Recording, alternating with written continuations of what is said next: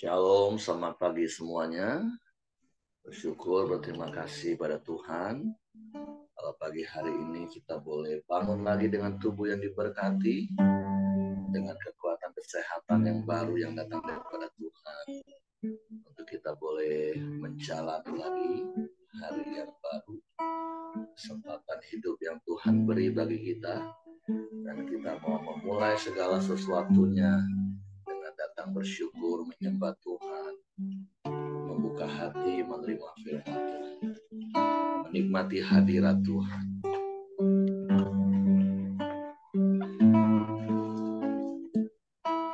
Bapa, kami bersyukur, berterima kasih kepadamu pagi hari ini. Kalau kami boleh bangun dengan tubuh yang diberkati, dengan kekuatan kesehatan yang baru yang datang daripada Tuhan. Terima kasih kalau kami boleh bersama-sama datang menghampiri hadirat-Mu, menghampiri tahta kasih karunia, menaikkan pujian, syukur, penyembahan kami kepadamu. Sebab Engkau Allah yang layak dipuji, sebab Engkau Allah yang layak disembah, Engkau Allah yang layak ditinggikan, diagungkan, dan dimuliakan sampai selamanya. Sebab sungguh indah hadirat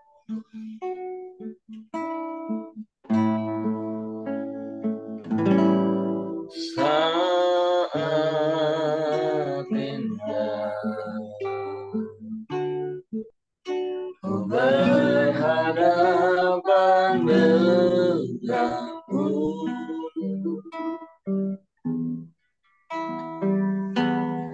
memandang wajahmu, Yesus kekasih jiwa.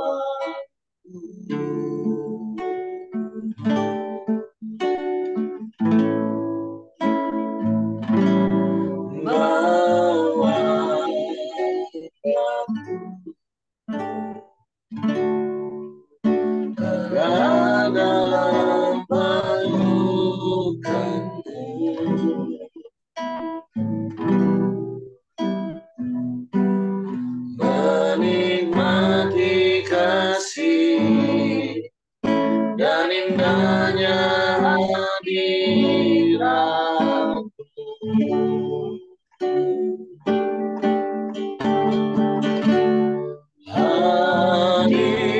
Hadirat-Mu Tuhan, ku rasakan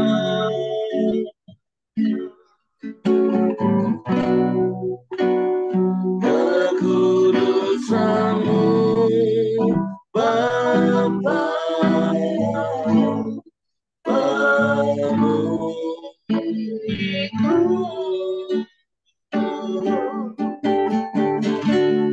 Ku rindu selalu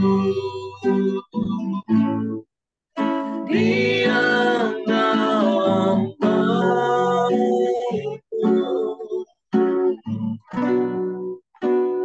menikmati kasih anugerah-Mu.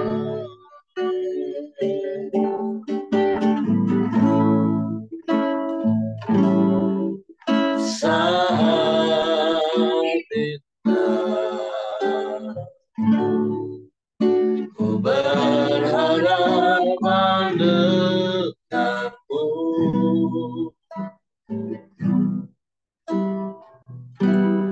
memandang wajah-Mu, Yesus kekasih jiwaku.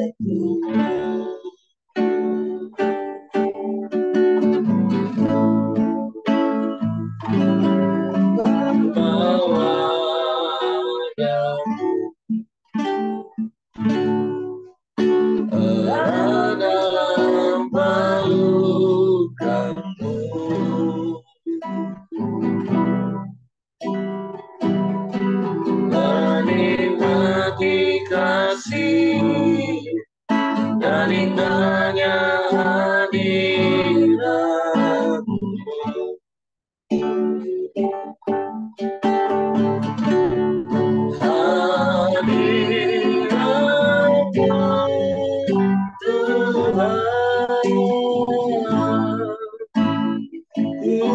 rasakan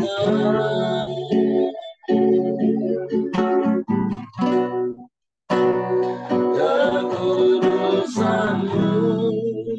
Bapa.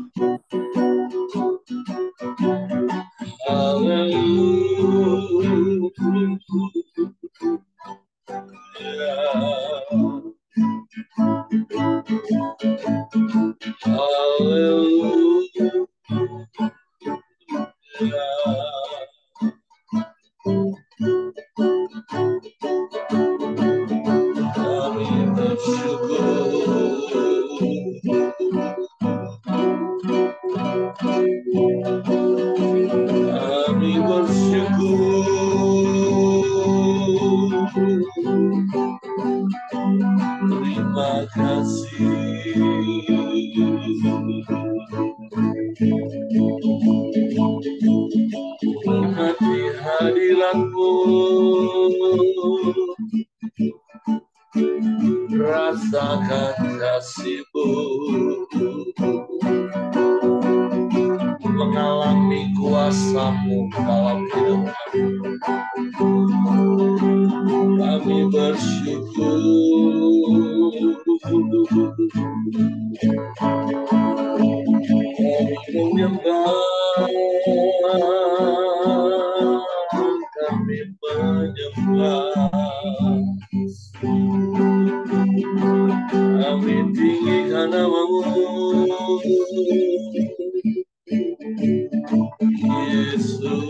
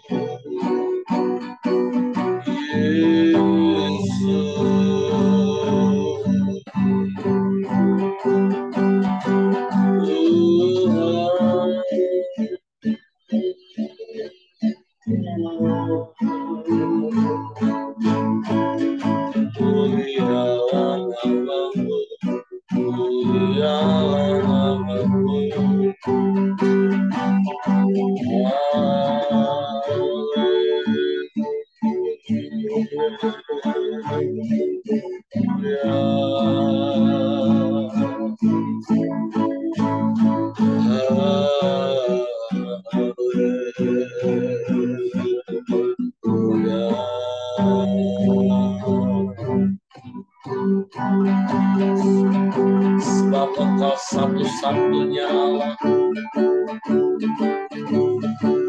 dan tidak ada yang lain, tidak ada yang sama seperti-Mu. Hanya kepada-Mu hati kami percaya, hanya kepada-Mu, hanya kepada-Mu.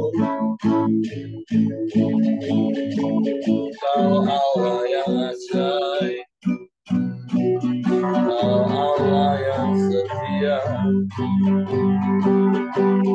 tiada yang seperti-Mu, tiada yang lain, hanya Engkau, hanya Engkau layak disembah, dipuji, ditinggikan, diagungkan, dimuliakan selamanya.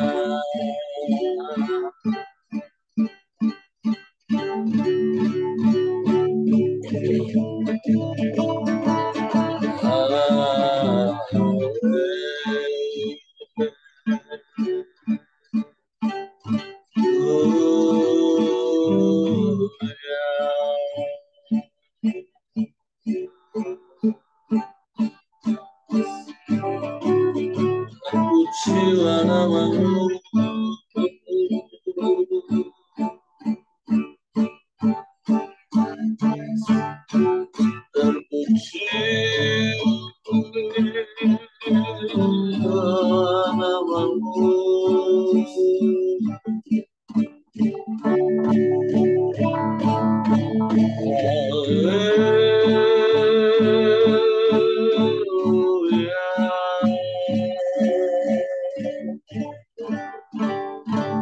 Engkau baik Tuhan,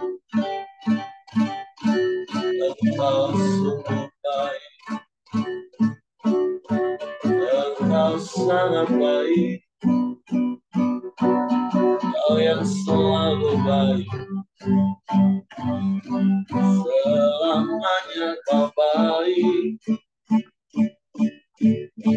Engkau tak pernah berubah, dulu, sekarang, bahkan sampai sekarang. Engkau tetap sama. Haleluya.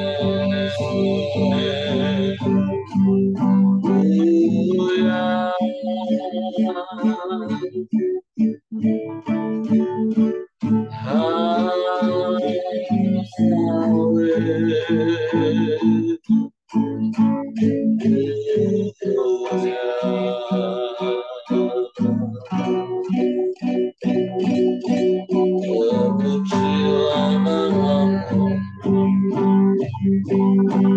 terpujilah nama-Mu. Kami menyembah, kami menyembah, kami tinggikan, kami agungkan selamanya, selamanya. Ya Allah,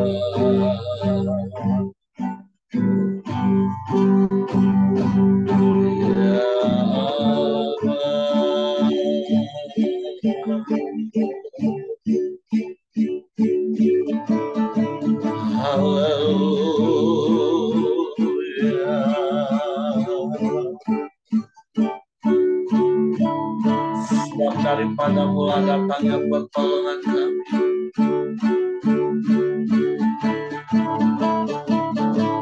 Sebab daripadamu sajalah Tuhan.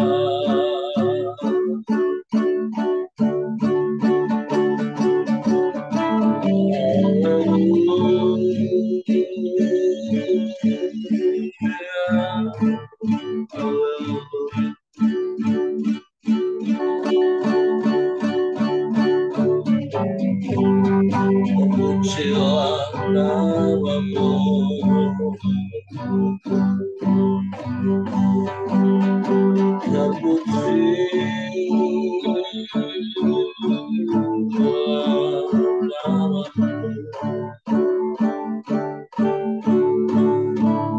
kami menyembah, kami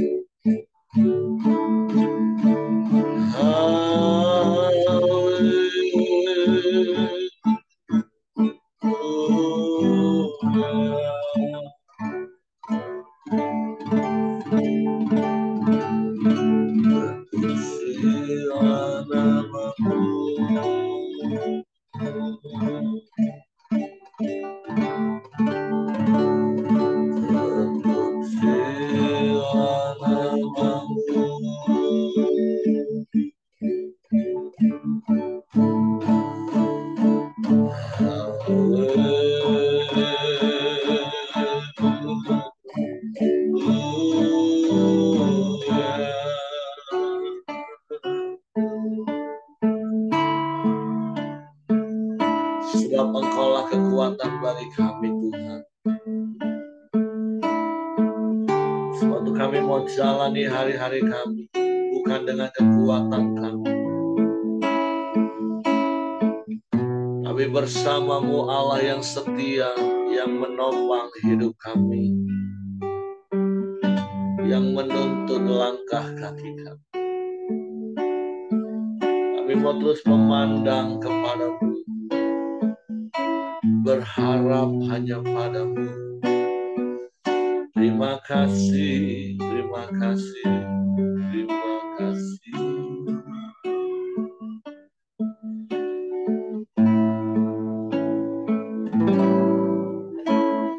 Bukan dengan kekuatanmu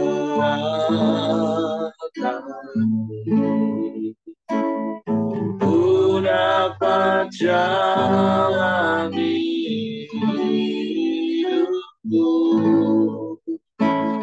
tanpa Tuhan yang bisa ku tak mampu sendiri.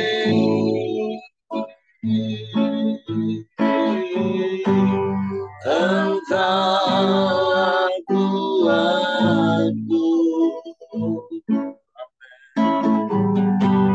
yang menopangku, ku pandang wajahmu dan berseru, pertolonganku datang darimu, peganglah tanganku, jangan lepaskan, Kaulah harapan dalam hidupku.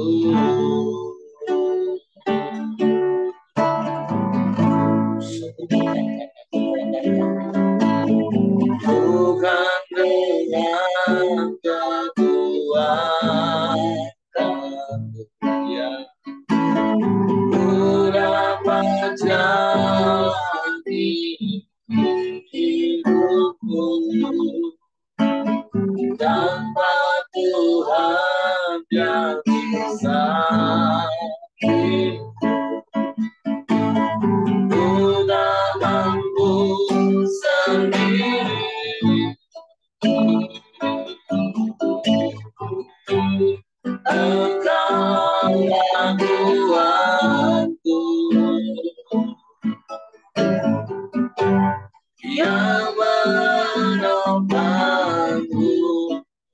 ku pandang wajahmu dan berseru Yesus, pertolonganku datang darimu. Peganglah tanganku, jangan lepaskan. Kaulah harapan dalam hidupku. Ku pandang wajahmu dan berseru Yesus, pertolonganku datang darimu. Peganglah tanganku, jangan lepaskan. Kaulah harapan dalam hidupku, kaulah harapan dalam hidupku, kaulah harapan dalam hidupku. Sungguh engkaulah harapan dalam hidup kami. Suatu kami tak takut, kami tak gentar, dan bukan dengan kekuatan kami sendiri kami jalani hari-hari kami, tapi dengan kekuatan yang datang daripada-Mu, sehingga kami boleh cakap menanggung segala perkara. Dan kami percaya firman-Mu itulah sumber kekuatan bagi kami. Firman-Mu itu akan menuntun, memimpin langkah hidup kami. Suatu pagi hari ini kami buka hati kami lagi untuk firman, supaya ada tempat untuk firman-Mu di hati kami, sehingga kami dapat mengetahui kebenaran, dan kebenaran itu memerdekakan kami. Suatu Roh Kudus, tolong kami untuk mengerti dan memahami firman-Mu, sehingga kami percaya dan kami melakukan firman. Kami sambut firman-Mu dalam nama Yesus Tuhan. Haleluya, haleluya, haleluya. Amin. Oke, silakan Pak Buyung. Oke, selamat pagi semua. Pagi. Bersyukur kita bisa koramdio dengan kondisi tubuh yang sehat. Terima kasih juga buat Pak Heri sama teman-teman beri kesempatan untuk boleh sharing, berbagi hidup di pagi ini. Pagi ini kita masuk ke 2 Raja-Raja 3. Dan saya bacakan, demikian firman Tuhan dengan judul perikop, Yoram berperang melawan Moab. Yoram anak Ahab menjadi raja di Samaria atas Israel dalam tahun ke-18 zaman Yosafat, Raja Yehuda. Dan ia memerintah 12 tahun lamanya. Ia melakukan apa yang jahat di mata Tuhan, tetapi bukan seperti ayahnya dan seperti ibunya. Ia menjauhkan tugu berhala Baal yang didirikan ayahnya. Namun demikian ia masih berpaut kepada dosa Yerobim bin Nebat yang mengakibatkan orang Israel berdosa pula. Ia tidak menjauhinya. Mesa Raja Moab adalah seorang peternak domba. Sebagai upeti ia membayar kepada Raja Israel 100.000 anak domba dan bulu dari 100.000 domba jantan. Tetapi segera sesudah Ahab mati, memberontaklah Raja Moab terhadap Raja Israel. Keluarlah Raja Yoram pada waktu itu dari Samaria, lalu ia memeriksa barisan seluruh orang Israel. Selanjutnya, ia menyuruh orang kepada Yosafat, Raja Yehuda, dengan pesan, Raja Moab telah memberontak terhadap aku. Maukah engkau bersama-sama aku berperang melawan Moab? Jawabnya, aku akan maju. Kita sama-sama, aku dan engkau, rakyatku dan rakyatmu, kudaku dan kudamu. Lagi ia bertanya, melalui jalan manakah kita akan maju? Jawabnya, melalui padan gurun Edom. Maka berjalanlah Raja Israel dan Raja Yehuda dan Raja Edom. Tetapi sesudah mereka berkeliling 7 hari perjalanan jauhnya, maka tidak terdapat air untuk tentara dan untuk hewan yang mengikuti mereka. Lalu berkatalah Raja Israel, wahai Tuhan telah memanggil ketiga raja ini untuk menyerahkan mereka ke tangan Moab. Tetapi bertanyalah Yosafat, tidak adakah di sini seorang nabi Tuhan, supaya dengan perantarannya kita meminta petunjuk Tuhan? Lalu salah seorang pegawai Raja Israel menjawab, katanya, di sini ada Elisa bin Safat yang dahulu melayani Elia. Berkatalah Yosafat, memang padanya ada firman Tuhan. Sesudah itu, pergilah Raja Israel dan Yosafat dan Raja Edom kepada Elisa. Tetapi berkatalah Elisa kepada Raja Israel, apakah urusanku dengan engkau? Pergilah kepada para nabi ayahmu dan kepada para nabi ibumu. Jawab Raja Israel kepadanya, jangan begitu, sebab Tuhan memanggil ketiga raja ini untuk menyerahkan mereka ke dalam tangan orang Moab. Berkatalah Elisa, demi Tuhan semesta alam yang hidup, yang di hadapannya aku menjadi pelayan, jika tidak karena Yosafat Raja Yehuda, maka sesungguhnya aku ini tidak akan memandang dan melihat kepadamu. Maka sekarang, jemputlah bagiku seorang pemetik kecapi. Pada waktu pemetik kecapi itu bermain kecapi, maka kekuasaan Tuhan meliputi dia. Kemudian berkatalah ia, beginilah firman Tuhan. Biarlah di lembah ini dibuat parit-parit, sebab beginilah firman Tuhan. Kamu tidak akan mendapat angin dan hujan, namun lembah ini akan penuh dengan air, sehingga kamu serta ternak sembelihan dan hewan pengangkut dapat minum. Dan itu pun adalah perkara ringan di mata Tuhan. Juga orang Moab akan diserahkannya ke dalam tanganmu. Kamu akan memusnahkan segala kota yang berkubu dan segala kota pilihan. Kamu akan menumbangkan segala pohon yang baik.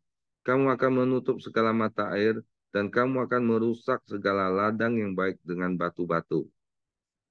Keesokan harinya, ketika orang mempersembahkan korban, datanglah dengan tiba-tiba air dari arah Edom, lalu penuhlah negeri itu dengan air. Ketika didengar seluruh orang Moab bahwa ketiga raja itu telah maju memerangi mereka, maka dikerahkannyalah semua orang yang masih sanggup menyandang pedang, bahkan orang-orang yang lebih tua juga kemudian mereka tempatkan di tepi perbatasan.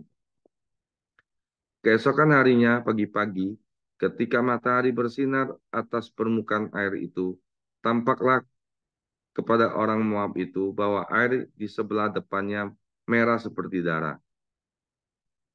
Lalu berserulah mereka, itu darah. Tentulah raja-raja itu telah berbunuh-bunuhan yang seorang membunuh yang lain. Maka sekarang marilah menjara, hai orang-orang Moab.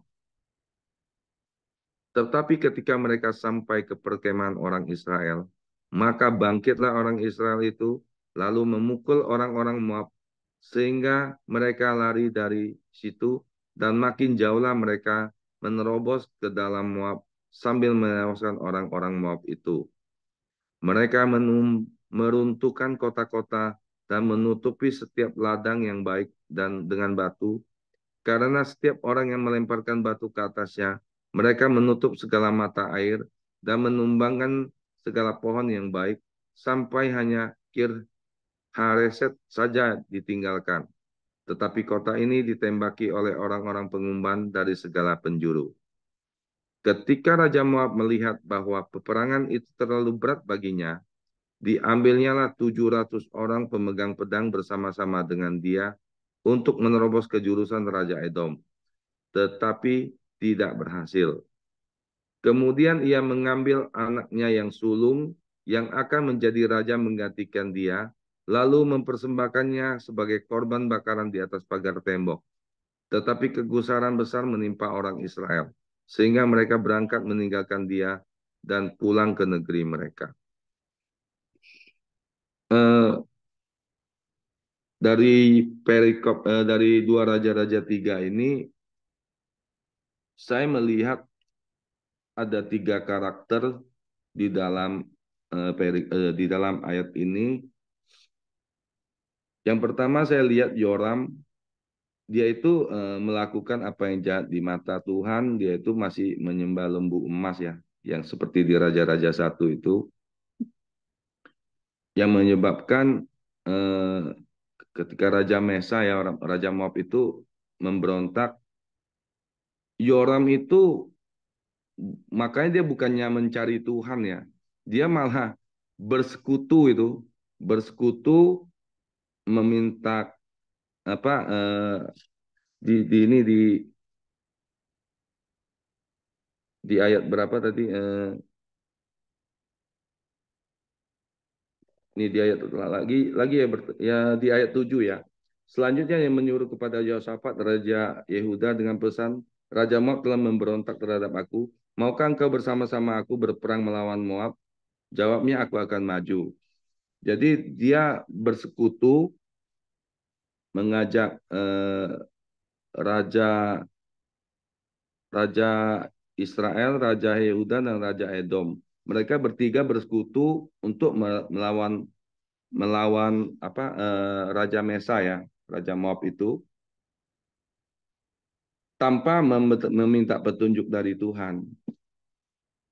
Jadi sikap Yoram ini meminta mengatasi pemberontakan dari Moab itu menunjukkan kepada saya pribadi yang saya dapat sikap apa pada saat proses itu datang terhadap dia dengan rasa takut bahwa Raja Moab itu akan memberontak. Yang saya lihat di sini dia mengandalkan sekutu-sekutunya. Dia merasa dia masih kuat, punya sekutu. Masa kita tiga kerajaan melawan Moab nggak bisa menang gitu. Tetapi di sini yang saya lihat, ternyata di ayat 9 dia kan ngomong nih, firman Tuhan berkata begini, maka berjalan Raja Israel, Raja Yehuda, dan Raja Edom, tetapi setelah 7 hari mereka berkeliling, apa yang mereka alami? Mereka malah kekurangan air, tidak bisa minum, untuk hewan-hewannya juga, sehingga mereka frustasi, saya lihat di sini. Frustasi lalu di ayat 10 lalu berkatalah Raja Israel, ya kan, wahai Tuhan telah memanggil ketiga raja ini untuk menyerahkannya ke dalam tangan Moab. Tetapi bertanyalah Yosafat. Nah, yang saya dapat di ayat kedua ini Yosafat. Yosafat ini kan takut akan Tuhan ya. Tetapi dia masih kompromi gitu loh. Begitu diajak sama si itu Yoram tadi, dia bukannya bertanya sama Tuhan, ayo kita berperang, dia bilang tadi di ayat 7 tadi, ayat 8 tadi kan. Dia bilang, aku akan maju, kita sama-sama, aku dan kau rakyat udara, kudamu dan kudaku. Jadi Yosafat ini mengenal Tuhan, tapi masih kompromi saya lihat. Masih kompromi, ya terkadang saya rasakan saya juga melakukan hal-hal itu. Ya kan, hal-hal kecil itu ya. Contoh seperti saya sering ceritakan di lampu merah ya, kadang lagi panas-panas naik motor saya terobos juga kompromi. Nah, sama. Saya dapat di sini saya diingatkan kembali, ya jangan kompromi lah. Seperti apa Yosafat ini kan sudah tahu kenal Tuhan, tapi begitu diajak bersekutu melakukan eh, hal-hal berperang melawan Raja Moab itu, dia bukannya bertanya sama Tuhan dulu. Oke, dia bilang. Langsung dia mengokekan. Akhirnya begitu ketemu benturan, kekurangan air, dia baru ingat sama Tuhan. Nah, untungnya dia bisa ingat sama Tuhan. Saya bayangkan ketika Yosafat tidak ingat sama Tuhan, ini tiga kerajaan ini bisa mati konyol di tangan Moab gitu. Tapi ya bersyukur di ayat 10 dia kembali. Nah, di situ ada seorang apa tentara yang di Israel itu ingat sama Elisa gitu. Nah, di ayat 13 ini mereka kan datang tuh di ayat 12. Di ayat 12 berkatalah Yosafat, memang padanya atau Elisa ada firman Tuhan. Sesudah itu pergilah Raja Israel, Yosafat dan Raja Edom kepada Elisa. Tetapi berkatalah Elisa kepada Raja Israel, apakah urusanku dengan engkau? Nah, Elisa di sini juga saya lihat agak agak ngeyel, apa mengeledek lah sama dia. Kenapa kamu nggak cari Tuhan dari bapakmu dan dan ibumu? Kenapa mencari saya? Tetapi karena Elisa memandang Yosafat yang datang, yang takut akan Tuhan, Elisa sendiri juga dia bilang, saya ini pelayan Tuhan. Makanya dia karena Yosafat, makanya dia maulah menolong mereka, meminta petunjuk Tuhan. Di situ saya lihat eh, pada saat apa firman Tuhan atau hikmat Tuhan datang kepada mereka, dengan gampang saja saya bilang melihat mereka untuk mendapatkan air gimana. Tuhan cuma kasih tahu dengan Elisa, kasih tahu mereka gali parit-parit itu aja. Nggak perlu berkeliling-keliling sampai 7 hari kan. Ya gali parit-parit aja gitu. Gampang sekali cara Tuhan untuk menolong mereka untuk memenangkan peperangan itu. Jadi itu dua karakter. Satu karakter lagi yang saya dapat di sini karakter Elisa. Dia walaupun dia itu seorang nabi yang luar biasa, tetapi di situ dia mengaku saya ini pelayan Tuhan gitu. Jadi ada tiga karakter pagi ini yang saya dapat, yang bisa saya sharingkan. Terkadang dalam hidup saya ada hal-hal tertentu pada saat proses itu datang, saya merasa saya ini kuat gitu loh. Saya mampu menghadapi proses itu. Tetapi begitu menghadapi proses itu saya terbentur, saya baru datang sama Tuhan. Sama seperti si Yosafat ini. Seharusnya yang harus saya lakukan bukan seperti Yosafat. Ada proses atau tidak, ada proses, saya harus tetap mengandalkan Tuhan, bergantung sama Tuhan. Seperti yang Pak Heri selalu ingatkan, kita tuh harus bangun hubungan sama Tuhan itu mesbah ya, mesbah Pak Heri ingatkan. Kita harus bangun mesbah itu artinya bukan mesbah keluarga, mesbah pribadi kita dulu sama Tuhan. Ya kan? Nah, menyangkut seperti apa yang Pak Ahyong sampaikan di minggu kemarin, di khotbah minggu kemarin. Kita ini kan imam, bukan mamat gitu loh. Jadi kita ini setiap hari, kita harus datang sama Tuhan, kita melekat sama Tuhan. Sehingga proses apapun yang datang di dalam hidup kita bukan ingatnya sama teman-teman kita dulu. Kita perlu nggak komunitas? Perlu. Tapi komunitas yang gimana? Komunitas yang benar.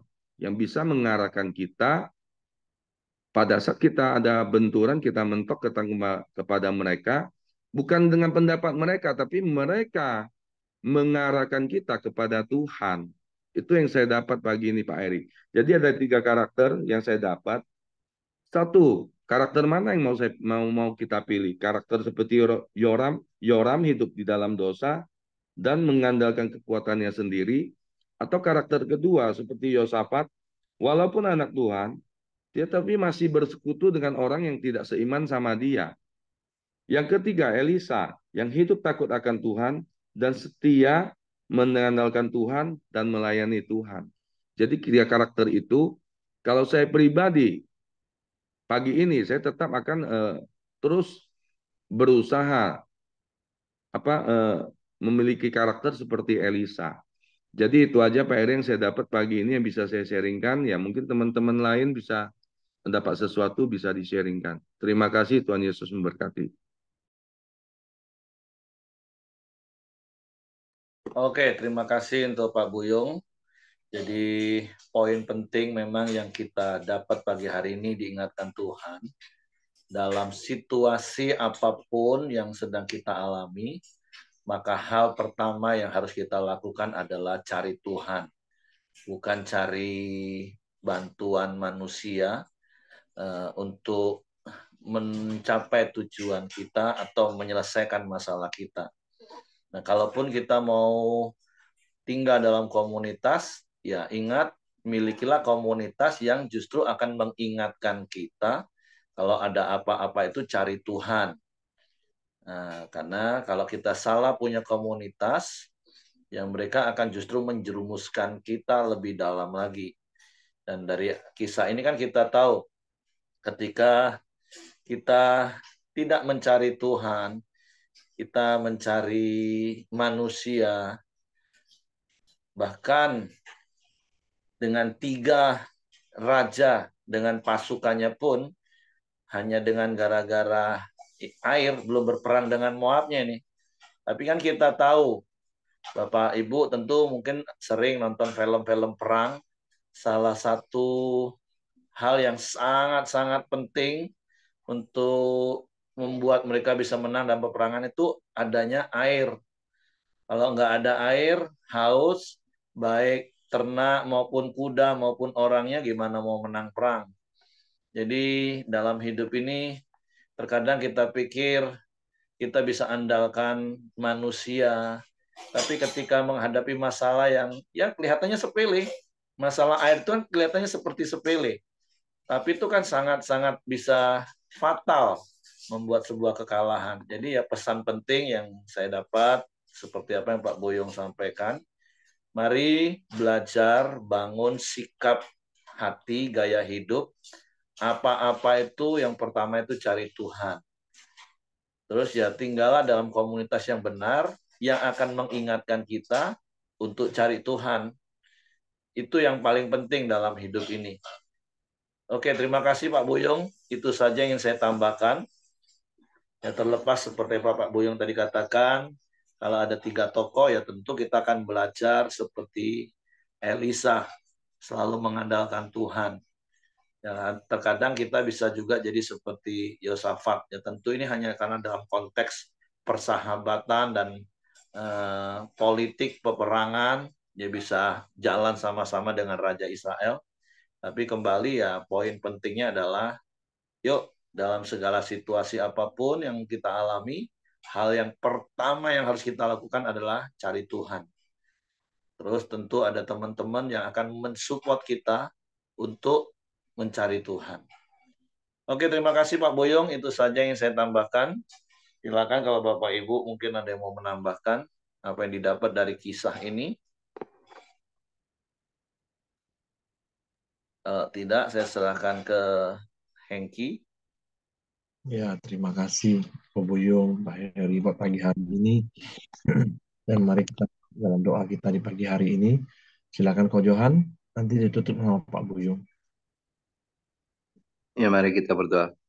Bapak, terima kasih atas kebaikan-Mu. Kami sudah menyelesaikan program video kami, Tuhan. Biarlah setiap pujian, penyembahan, dan firman yang kami dengar itu membawa kami semakin hari semakin melekat, dekat kepadamu ya Bapa, mengenal isi hatimu, mengenal kehendak-Mu ya Bapa, tahu kehendak-Mu dan melakukan dan menghidupi segala firman-Mu ya Bapa. Terima kasih ya Bapa. Biarlah kami selalu Engkau berikan kesehatan, penyertaan-Mu, perlindungan-Mu terus menyertai kehidupan kami dan keluarga kami ya Bapa. Terima kasih ya Bapa. Kami berdoa untuk Pak Buyung Tuhan. Biarlah selalu penyertaan-Mu, perlindungan-Mu, kesehatan yang daripadamu menyertai Pak Buyung ya Bapa. Berikan hikmat agar budi kuasa-Mu selalu ya Bapa. Berkati usaha dan anak-anaknya Bapa, istri dan anak. Terima kasih ya Bapa. Berdoa untuk bangsa dan negara kami Indonesia ini Tuhan. Biarlah Indonesia ini selalu menjadi negara yang makmur, yang adil, yang bersatu, yang memiliki pemimpin yang takut akan Tuhan dan selalu mengayomi rakyatnya ya Bapa. Berkati setiap daerah yang kami tinggal ya Bapa. Karena kesejahteraan daerah kami menjadi kesejahteraan kami juga ya Bapa. Berkati Indonesia nih Bapa, berkati Presiden, Wakil Presiden, segenap aparatur negara, Menteri, DPR, MPR, semua TNI dan Polri Tuhan biarlah bersatu hati, memiliki roh takut akan Tuhan yang membuat Indonesia semakin hari semakin bersatu, semakin hari semakin makmur ya Bapa. Terima kasih ya Bapa. Mari kita berdoa Bapa kami. Bapa kami yang di surga, dikuduskanlah namamu, datanglah kerajaanmu, jadilah kehendak-mu di bumi seperti di surga. Berikanlah kami pada hari ini makanan kami yang secukupnya, dan ampunilah kami akan kesalahan kami, seperti kami juga mengampuni orang yang bersalah kepada kami. Dan jangan membawa kami ke dalam pencobaan, tapi lepaskanlah kami daripada yang jahat. Karena Engkaulah yang punya kerajaan dan kuasa dan kemuliaan sampai selama-lamanya. Bapak, terima kasih buat pagi ini Tuhan. Firman-Mu yang mengingatkan setiap kami Tuhan. Boleh datang kepada Engkau dalam setiap kondisi atau keadaan yang kami hadapin, baik itu proses, baik itu ada proses atau tidak ada proses Tuhan, biarlah kami terus melekat kepada Engkau Tuhan. Pagi ini firman-Mu mengingatkan kami untuk terus boleh meneladani Elisa Tuhan, yang terus melayani Engkau, melekat kepada Engkau Tuhan. Terima kasih Bapak buat firman-Mu pagi ini. Biarlah kami mau mempraktekkannya ya Bapak. Jika sebentar kami akan berpisah, kami akan mulai aktivitas kami dari pagi hingga sore Tuhan. Engkau tutup bungkus setiap kami dengan kuasa darah-Mu ya Tuhan. Berkati juga orang yang di sekeliling kami, karyawan, istri, suami, anak-anak, siapapun juga ya Tuhan. Berkati mereka ya Bapak. Tutup bungkus kami semua dengan kuasa darah-Mu. Biarlah kasih karunia, anugerah, damai sejahtera-Mu, berkat kesehatan, semuanya tercurah dalam hidup kami mulai pagi ini sampai selama-lamanya. Hanya di dalam nama Yesus kami mengucap syukur dan berdoa. Amin. Oke, semangat pagi, selamat beraktivitas. Tuhan memberkati.